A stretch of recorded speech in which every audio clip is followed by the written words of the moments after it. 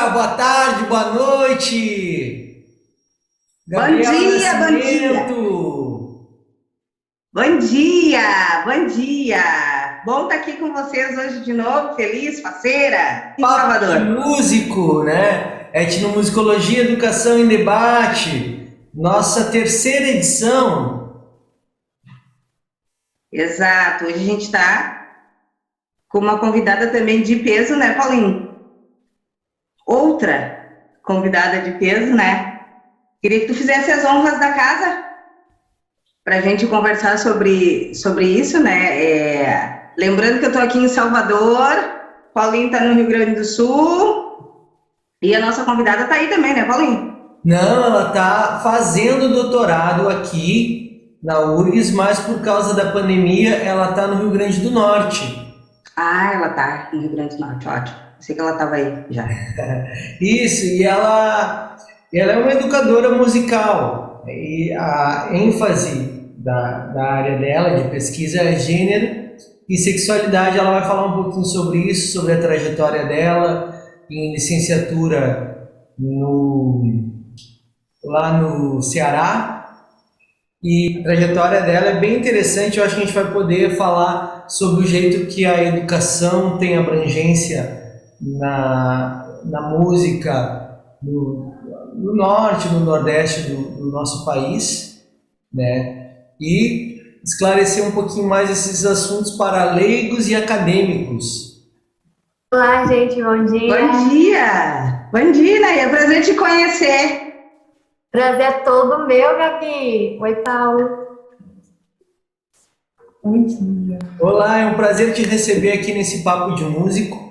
O tema é etnomusicologia, educação e debate, né? Papo de músico. E o objetivo desse programa aqui, dessa reunião online, é falar não só com os nossos pares, mas eu tenho muito o sonho e a vontade que leigos, pessoas assim que estão interessadas em estudar música e entrar para o mundo acadêmico, fazer suas graduações, pós-graduações em música, né? Lembrar que nesse momento, hoje é dia 14 de agosto de 2021, e o programa vai ao ar hoje mesmo, abriu a seleção de mestrado e doutorado da Universidade Federal do Rio Grande do Sul. Então é um pouquinho para a gente falar sobre o que a gente faz, sobre nossos mundos, nossos universos. Não é mesmo, Gabi? Isso, fiquei tão feliz quando vi o edital aberto, né? Até mandei para uns amigos, assim, para incentivar o pessoal a fazer, né, essa seleção que se a gente não tenta, a gente não sabe se dá ou se não dá, né? Eu acho que eu sou o exemplo vivo que se a gente não tenta, não sabe se dá ou se não dá. Mas é interessante que nós possamos ter outras alternativas, né? Mesmo não tendo essa formação musical, né? Que é o meu caso, que não tenha formação musical e conseguir adentrar o campo da música sendo musicista, mas não tendo formação na área. Então, prazer te ter aqui. E eu nunca sei falar o teu nome. E a Naê. E Anaí, isso é bem normal. É E difícil o Anaí, nome dela, é chique, é fino, finíssimo. Então, a é gente queria indígena. saber um pouquinho de ti. Se tu pode contar para nós a tua trajetória, como é que se deu esses caminhos, né? Cada um carrega uma história de vida, né? Que no fim acaba se entrelaçando com esse caminho maravilhoso que a gente tem da música, né? Sim. Tá bom, então. Minha trajetória com a música, eu acho que começa em casa, pelo que meus pais ouviam. E sempre era muito eclético, sabe? No sentido de que tinha de tudo dentro da minha casa. Então, para mim, isso foi muito importante, porque hoje eu me vejo essa pessoa bem eclética também, que escuta de tudo.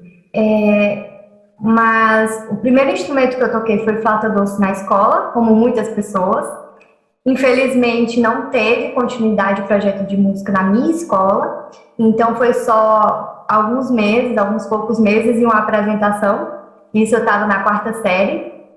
E nesse ínterim, meu interesse por música só aumentava, eu cantava sempre com as minhas bonecas, eu tinha alguns brinquedos musicais em casa que a minha mãe sempre me incentivou a explorar mais esse lado artístico e o lado docente também, porque o meu quarto parecia uma sala de aula. Tinha lousa, tinha cartolina, tinha EVA, tudo isso, e eu adorava dar aula também.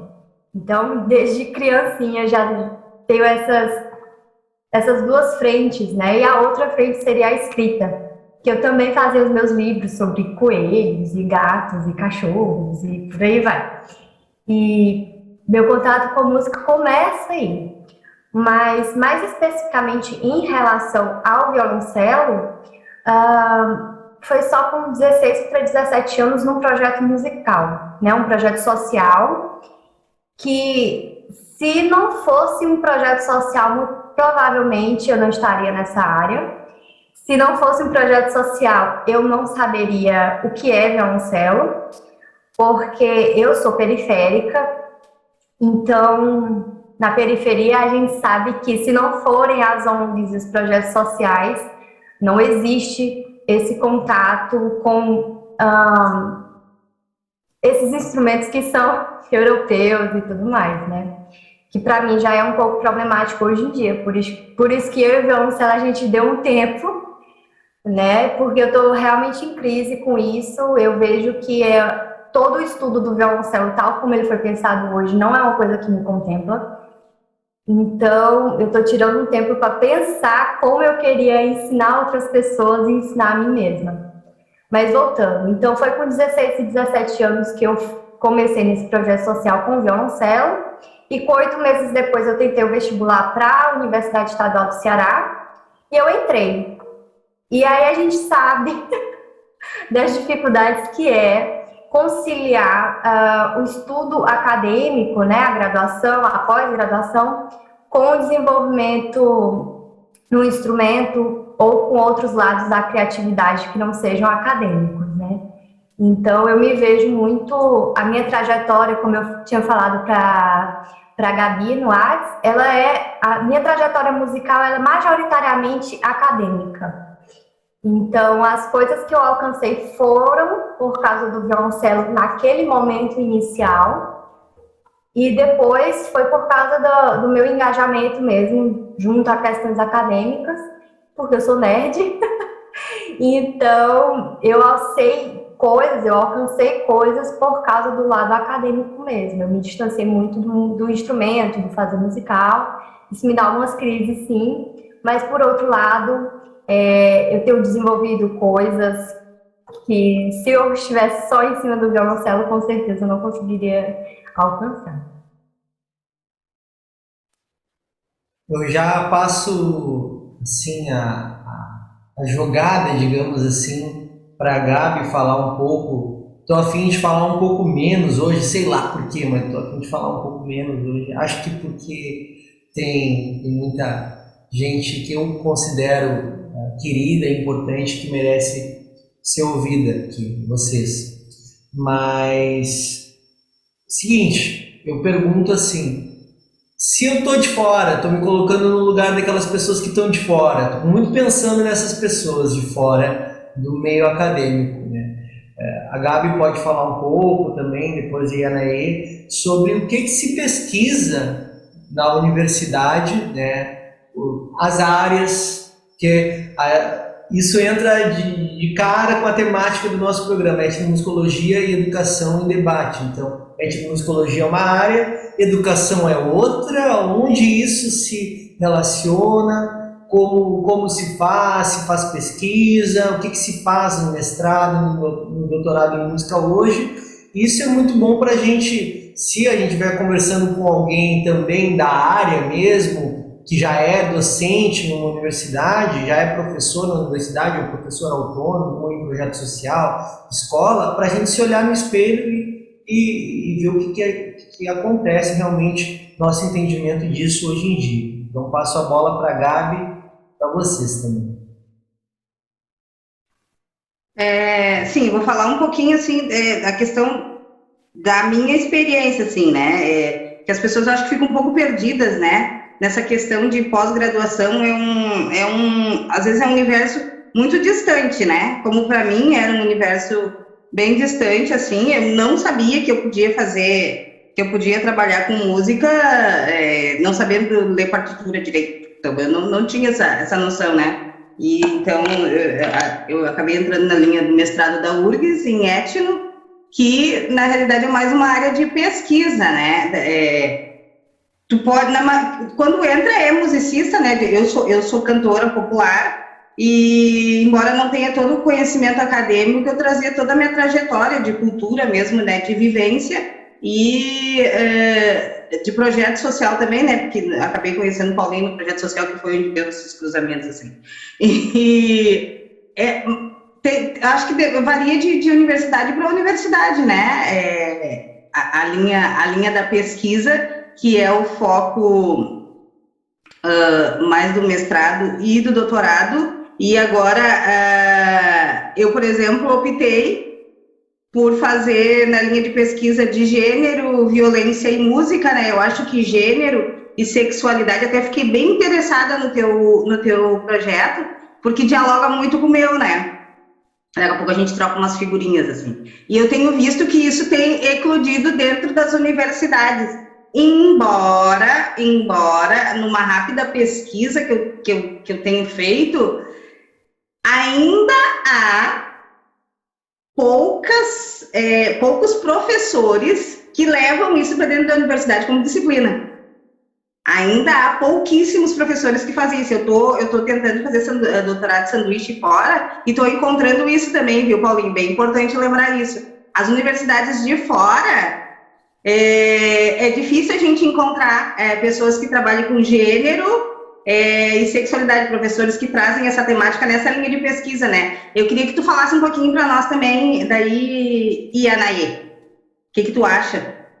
Aqui o programa é voltado para pessoas que não estão na área da música, né, para popularizar isso. É importante a gente destacar que na pós-graduação em música, que é comparado com outras áreas, uma pós-graduação recente, né, tem uns 30 anos pelo menos, e as outras áreas já são áreas consolidadas, né? Eu estou falando da sociologia, da educação, da história, então são áreas com mais corpus teórico, mas aqui na pós-graduação em música a gente tem basicamente 4 sub-áreas e uma que está nascendo agora, né, que são as sub-áreas de etno, educação musical, que é a qual eu pertenço, práticas interpretativas e composição. E composição, então são 4, né, eu contei errado. Então, eu decidi ir pela linha da educação musical, mas sim concordando com a Gabi aqui, que ela é da etno, né? Vocês são da etno. Concordando com a Gabi, é bem difícil sim conciliar a prática musical e outras coisas mais com o desenvolvimento da pesquisa. Então, e por esse lance de não saber ler partitura, como foi o seu caso, né, Gabi? Eu acho que afasta muita gente da pós-graduação, sim, essa visão ainda de música estar como um texto escrito, né, e pessoas que têm práticas musicais muito maravilhosas não se sentem parte da área de música por causa disso. Então, ok. A segunda coisa, que seria sobre a questão de gênero e sexualidade na área, aqui no Brasil, de fato, a gente tem poucas iniciativas a nível institucional que abordem essa questão tal como ela poderia ser tratada e deveria ser tratada. Então, a gente tem algumas disciplinas optativas pelo Brasil e na própria URGS, né, a gente tem a professora Isabel Nogueira, que batalha por isso, tem um grupo de pesquisa dela. Na UFBA, a gente tem disciplina, tanto na pós quanto na graduação, com a professora Laila Rosa.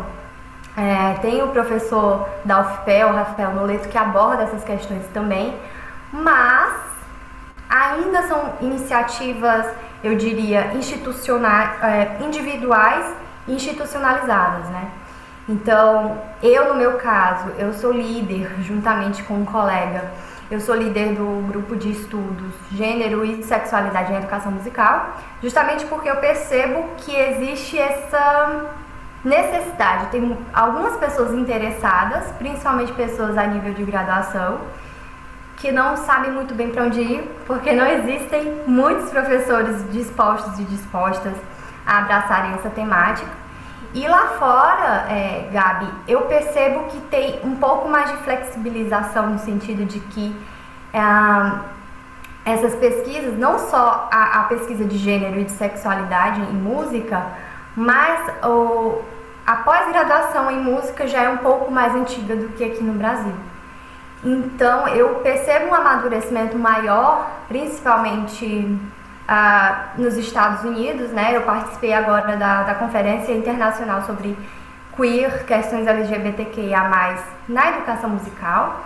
Infelizmente, eu fui a única brasileira nesse evento, nessa conferência, nesse congresso, mas é um evento que acontece que nem a Copa, né? De 4 em 4 anos, e eu tive a honra de integrar, participar do evento, e vi que as questões lá estão muito além das questões daqui, que a gente ainda está tentando entender mais ou menos o que é isso, né? Qual é a relação do gênero com a música, porque muita gente fala, não, isso não é música, isso não é educação musical, e não é um tema relevante, porque música é só aquilo que a gente faz tocando ou compondo, e a gente esquece que quem toca, quem compõe, quem ensina são pessoas, e as pessoas são marcadas e atravessadas por essas questões, né, de gênero, questões raciais, questões de identidade sexual, questões de territorialidade. Então tudo isso atravessa, inclusive fazer musical, mas infelizmente aqui eu acho que, tirando essas poucas iniciativas que eu falei, aqui na UFRN, né, eu tô falando da UFRN porque eu moro aqui em Natal, a gente tem um grupo de estudos e pesquisa em música da universidade que a gente tem uma linha específica de educação musical e diferenças. Então, é um dos poucos grupos do Brasil que eu conheço que abordam isso. Mas, tirando essas iniciativas, eu acho que esse tema não seria discutido, infelizmente. Então, é uma coisa que no Brasil está escassa, lá fora está um pouquinho mais avançada, mas eu acho que ainda não faz parte do corpus teórico de pesquisa da gente. E quando a gente fala de gênero, eu estou pensando um pouquinho mais assim no estudante de graduação que nunca ouviu falar disso, né? Eu estou me lembrando, na minha época de graduação, eu perguntaria a primeira coisa, né? Gênero, que gênero? Música sacra? Então, assim, eu devolvo essa questão para ti, Anaê, e pergunto por que esse interesse, o que na tua vida ecoa, e explicar um pouco como tem sido esses estudos de gênero dentro da tua pesquisa e como tu enxerga dentro de ti mesmo, falando a questão que passa pelo gênero que tu estudas, né, da forma que tu estudas e que tu entendes na tua vida. Então seria mais ou menos essa a minha pergunta. Tá bem, maravilha. Eu acho que eu já me perguntei muito isso, porque eu estudo gênero, porque eu estudo sexualidade e porque eu faço ativismo acadêmico por isso. Então, eu descobri, muito dolorosamente, que o gênero ele aparece para mim a partir de uma constatação muito simples, que eu levei muitos anos para desenvolver uma simples pergunta, que foi, ok, cadê as professoras de violoncelo? Começou por aí. Eu não conhecia professoras de violoncelo, salvo uma ou duas no máximo. E na época que eu comecei a minha pesquisa de mestrado, eu estava muito focada a dar continuidade ao meu TCC, que foi sobre história do ensino do instrumento. Então eu queria dar continuidade à pesquisa em Fortaleza, né? A história do ensino do violoncelo em Fortaleza, então eu queria dar continuidade a isso. Só que eu comecei a perceber que eu não estaria sendo representada nessa pesquisa de nenhuma maneira, sabe? Simplesmente não apareceriam mulheres na minha pesquisa. Isso começou a me incomodar. E eu fui me perguntando cada vez mais e fui lendo alguns materiais feministas que na época eu também nem sabia por onde começar, mas é importante começar, né? Eu comecei e fui descobrindo novas coisas, fui tecendo novas perguntas. E no momento da escrita da versão final da minha dissertação, eu me deparei com o porquê que eu estou estudando isso e por que isso me atravessa tanto. E eu comecei a me lembrar de questões de violência. Então, eu sofri um abuso sexual e um estupro. E na universidade, isso é importante de falar, dentro do terreno da universidade, por um ex-namorado meu. E na época eu não entendi o que era estupro, eu não sabia o que era abuso. Eu tinha 17 anos. Então, isso na escrita da versão final da minha dissertação veio com muita força. E foi ali que eu entendi que o gênero ele me atravessa por causa da violência. Então, tanto quanto nas duas dissertações das Gabrielas, né, da Gabriela aqui Nascimento e da Gabriela Welling também, que é do nosso programa aqui da URGS, tem relatos de violência. Então, eu acho que é uma coisa bastante comum nos estudos. Os estudos de gênero, eles são movidos por causa da violência, infelizmente. Porque se não fosse pela violência, talvez a gente não prestasse atenção numa coisa que é tão óbvia, né? Então, que é justamente essa segregação de gênero e tudo mais. E a questão da sexualidade me deixou um pouquinho mais inquieta, porque eu não sabia muito bem onde é que eu me encaixava. Por muito tempo eu acreditei que eu era heterossexual e só isso. Inclusive é essa identidade sexual que está lá na minha dissertação. Mas desde 2019 eu comecei a me questionar. E aí eu bati o martelo por enquanto como demissexual e heteroafetiva. E eu me vejo muito parte da comunidade LGBTQIA+. Por mais que tenham seus embates internos. Mas assim, o meu interesse justamente também pela sexualidade vem por causa de violências. Mas essas violências não tão gritantes, não tão sofríveis pra mim, como a situação do estupro e do abuso sexual. Então, a questão de ser demissexual e ser assexual veio muito porque eu comecei a refletir sobre a minha adolescência e que eu me via muito alienígena. Muitas coisas que minhas amigas ou meus colegas de classe faziam, ir pra festa e ficar com muitas pessoas e ter contatinhos, nunca isso fez muito sentido na minha cabeça. E eu descobri que era justamente por causa de uma identidade que eu tenho e eu não sabia. Então, os estudos eles aparecem para mim por causa desses questionamentos que eu vou fazendo com o meu olhar de hoje para o meu passado. E aí eu vou cada vez me fortalecendo mais para fazer esse ativismo acadêmico, porque eu não fico só na minha experiência. É importante eu me entender, mas é importante eu perceber que tem outras pessoas em outras situações.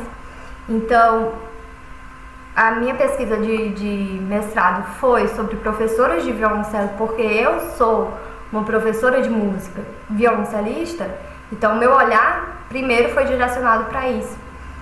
Mas hoje, na minha pesquisa de doutorado, eu estou pesquisando questões de transgeneridade, né?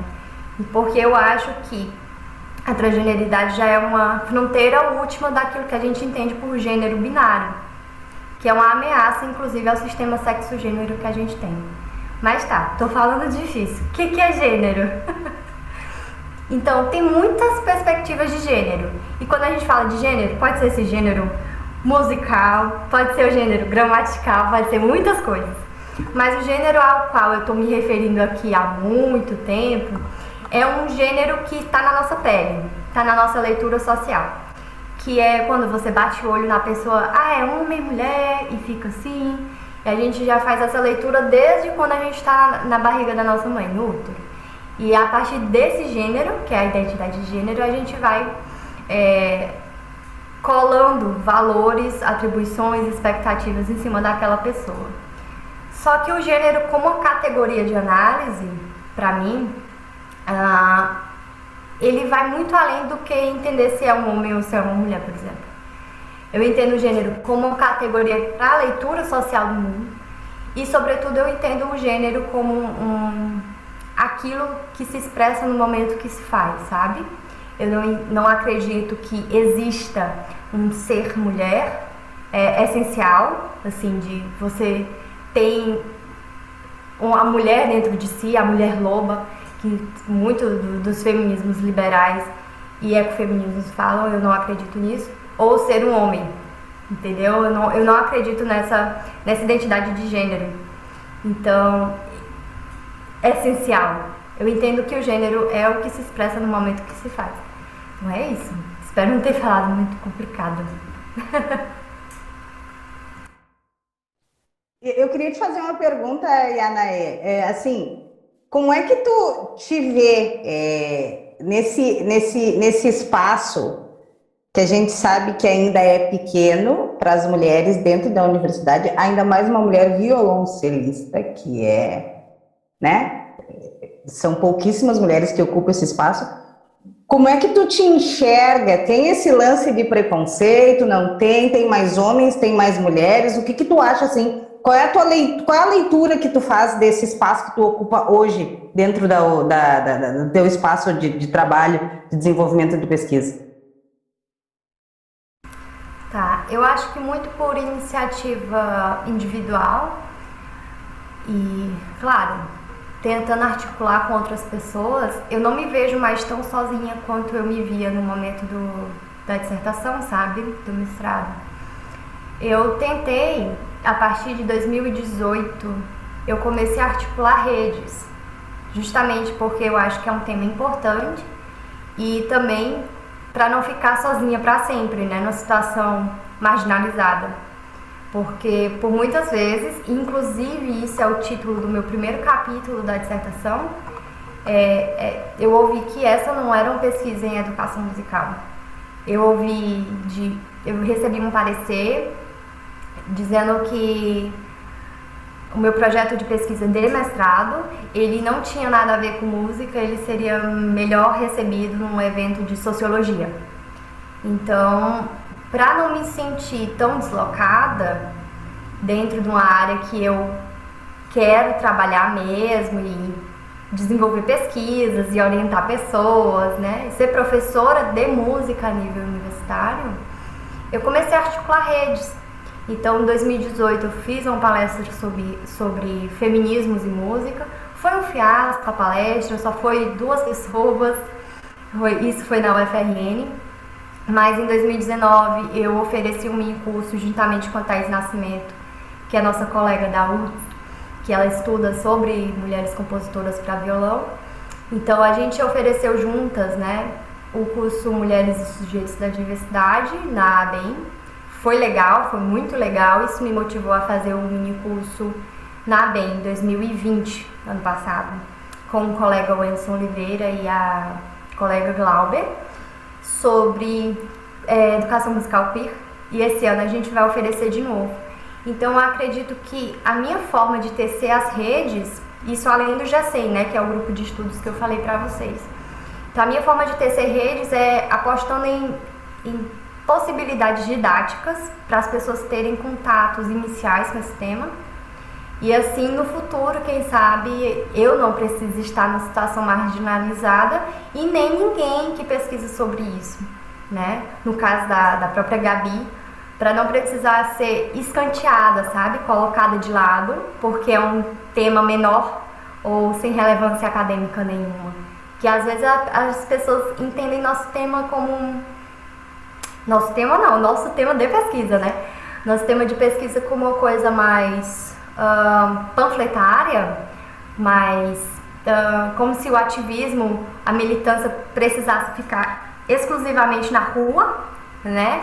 Que as violências, elas acontecem na rua, elas não acontecem dentro da universidade, e eu sou a prova viva disso que não é bem assim, né? Então, eu acredito muito na potência de alianças, de construir alianças, não só com o pessoal do gênero, mas é importante que as pessoas que são contra esses estudos, que não veem a relevância, venham conversar, né?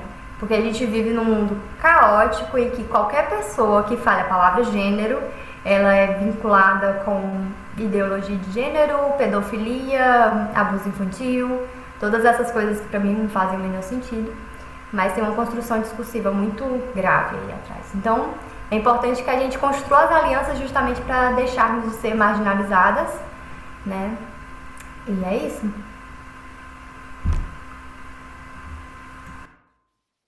Eu estou bem grato por estar nesse programa contigo, Yanaí, e contigo, Gabi. Eu estou pensando aqui em dar um fechamento interessante por causa desse nosso formato do cyberespaço mesmo, que o programa vai para o YouTube, e a gente tem um tempo que a gente quer contemplar, e é difícil não ser raso nesse tempo, mas eu acho que se cumprir o papel de despertar a curiosidade em alguém, tá valendo, cumpriu o objetivo. Então, eu quero já pensar, né, muito legal tu trouxe, Yana, digamos, esse insight, essa ideia importante para mim, de talvez botar a questão temática nos nossos programas, que eu acho que a temática de hoje é gênero e sexualidade em música, né, e como isso se dá no estudo da música. Bom, eu acho que a Gabi pode fazer um fechamento legal e é isso, eu quero te agradecer mais uma vez. Então, Yanaê, assim, a gente está super feliz, como reiterando o que o Paulinho disse, né, quando ele me falou e sobre a tua pesquisa, eu fiquei bem faceira, assim, eu disse, bom, mais uma, eu não estou sozinha, feliz em saber feliz em saber que tu leu a minha dissertação, que bom, né, porque às vezes a gente acha, no mundo acadêmico, a gente acha que as pessoas não vão ler o que a gente escreve, né. E até esses dias eu fiquei bem surpresa, assim, eu fui ler a estatística, né, no Lume e vi que a minha dissertação, o pessoal tá fazendo download, viu, que eu já ando até nos States. E eu fiquei bem feliz, assim, bem faceira, e é algo que nos motiva, né. Que bom, Ana, que a gente tá junto, a gente pode até trocar figurinhas, né, porque eu acho que uma cabeça, 2, 3, 4, 5, 6 pensam melhor do que uma, né, a gente soma, ao invés de dividir, e nessa temática que a gente tem, eu acho que quanto mais sacudir, mais forte fica o movimento, né? Feliz em te ter aqui, muito obrigada pela tua disponibilidade, que a gente sabe que num sábado de manhã, que ruim que é, né? De estar fazendo uma gravação, mas que a gente tem um monte de coisa para fazer. Eu e o Paulinho, a gente já se programa para fazer isso, né? Mas as outras pessoas têm outras tantas coisas para serem feitas. Acho que pecamos numa coisa, Paulinho, também, né? Vamos ter que chamar ela para tocar violoncelo. Vamos ter que chamar. Então, obrigada, tá, Yane? Obrigada mesmo de coração. Imagina, eu tô muito, muito feliz de estar aqui. Agradeço super o convite do Paulo. Meu colega de doutorado, inclusive, estava lá em uma situação muito delicada que eu passei no doutorado. Foi uma questão de xenofobia, porque eu sou cearense, eu não falei, mas eu sou cearense. Enfim, mas obrigada, Paulo, pelo convite. E Gabi, eu tava muito ansiosa para te conhecer, eu assisti tua defesa, foi online, então eu consegui assistir aqui em Natal. Fiquei bem encantada e eu li tua dissertação assim de uma sentada, porque eu acho que tá bem fluida, bem escrita, e é uma coisa que uma hora você tá encantada, outra hora você tá com ódio no coração, outra hora você tá chorando. Então, muito obrigada por ter tido fôlego e estômago para escrever sobre violência. E é isso, a gente não tá sozinha, né? A gente pode escolher ficar sozinha, claro. Mas para mim essa não é uma escolha muito sábia. Para mim, sempre penso em redes. Eu penso muito na coletividade mesmo. Pra gente construir alguma coisa com força, né? E que não seja só uma pessoa, mas sejam várias pessoas. Eu acho que isso é o bonito da nossa área. É isso, gente. Muito, muito obrigada. E Anaê, antes da gente encerrar rapidamente, em uma frase ou em um pequeno parágrafo, assim, que uma frase é muito difícil, qual o conselho, digamos assim, tu daria para uma jovem pesquisadora, uma pessoa que está iniciando aí seus estudos musicais e está interessada em se olhar e abordar talvez essa temática de gênero e sexualidade em música? O que tu diria para uma pessoa assim que está no início dos seus estudos? Meu conselho é: procure sua rede, procure aliados, aliadas e aliades, pessoas que vão te entender, te ouvir e possivelmente te orientar, porque é um tema muito espinhoso para ser levado sozinha, dá uns bugs mentais muitas vezes, né, coisas muito amplas, mas assim, sobretudo, procure aliadas e não desista, porque muitas pessoas vão falar que isso não vale a pena, mas se você acreditar mesmo, se tem aquela fagulhazinha no seu coração que você realmente acha que vale a pena, então mete as caras e faz. Não deixa, não pode ser desestimulada por outras pessoas se é uma coisa que você acredita mesmo, né? Então eu acho que é isso, é acreditar mais em si e procurar parceiras. Eu acho que isso funciona bem. Muito obrigado. E, Gabi, dá tchau aí pro povo.